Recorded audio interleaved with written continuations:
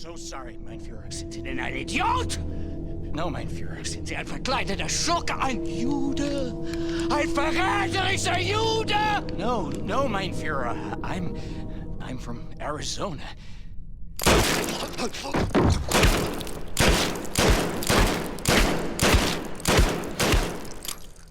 Machine Games has brought us a sequel to their first take on the Wolfenstein franchise.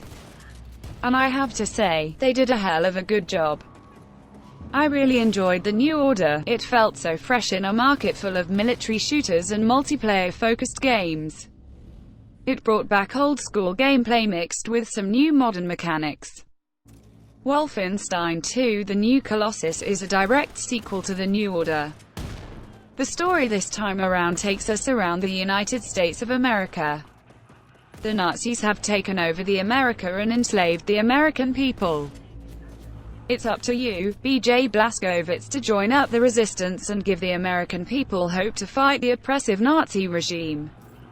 The story is good, supporting characters are also very interesting and quirky. The game has a lot more cutscenes than the previous game. It tries to give you reason to care for your comrades and, in my opinion, succeeds in that. The story also tackles aspects of BJ's childhood and some family abuse. There are themes present, like racism, the KKK, and anti-Semitism. The main villain in the game is Frau Irene Engel. She's brilliant as a character, and a worthy replacement to General Death's Head.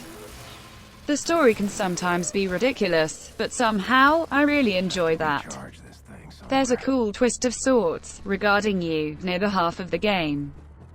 I won't spoil it, but I will say it's insanely awesome.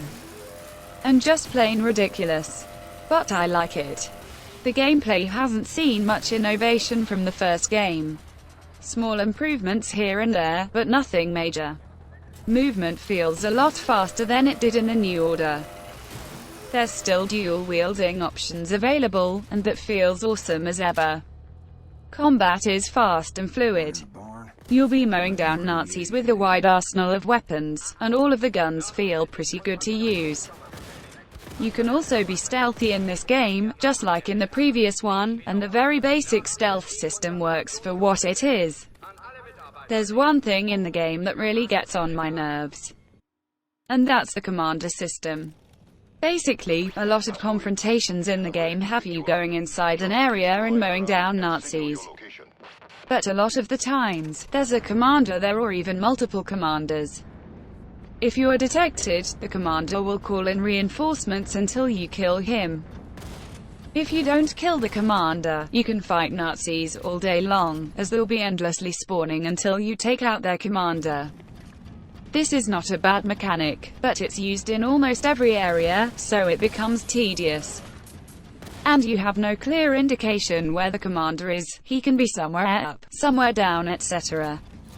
They could have done this a bit better. The game feels best when there's no commander in the area, and your only mission is to mow down goddamn Nazis.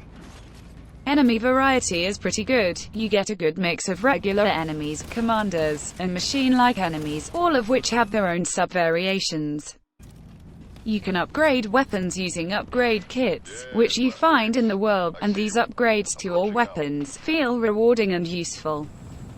There are also perks for you to unlock in this game, and due to that, by doing stuff like killing enemies while your health is overcharged, etc. The biggest addition to gameplay are suits you can get near the half of the game. They are called contraptions, and there's 3 of them. You get to choose which one you want, but you can get all 3 of them if you explore and do some side missions. There are battle walkers, which allow you to get to higher places. Constrictor harness allows you to squeeze in tight spaces normally unavailable without this contraption. And the last contraption is called the ramshackles, which allows you to smash through certain doors, boxes, and enemies. You can also upgrade contraptions. In my playthrough, I mostly used the ramshackles. There are also a lot of collectible items in the game. Most of them are pretty useless except Enigma cards. These you can get from killing commanders. These are useful later in the game, where you have the option to use the Enigma machine, which will give you access to Obercommander locations. These Obercommander assassinations are some of your side missions, and these can be pretty fun. There are no boss battles in the game, but the fights are pretty well balanced and fun. The game also ditched the checkpoint system from the previous game. The game still has checkpoints, but there's also a save anywhere feature added in the game, which is always nice to see. The main story is gonna take you around 10 hours to complete, and if you do some side quests and assassination missions, you could end up somewhere in the 15-hour ballpark.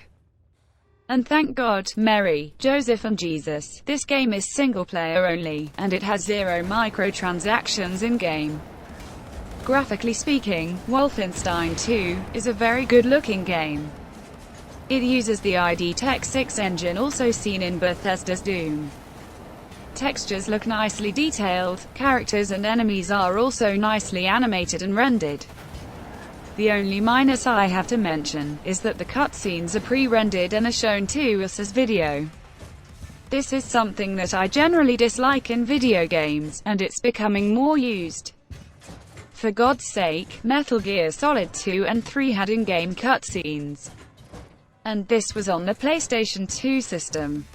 The game runs at 60 frames per second on the standard PlayStation 4, with minor dips in performance here and there. But it's generally pretty stable. On the bug side of things, I haven't noticed any game-breaking bugs present at launch. So, let's conclude this. Wolfenstein 2: The New Colossus is a pretty damn good game. It surpasses its predecessor while keeping the innovation at a minimum. The story is great, combat even better, and the graphics are very nice. You should play this game. I hope we see a sequel. Score 8.7 out of 10. I laid my life on the line for freedom, justice, and the American way, while you and your bohemian friends...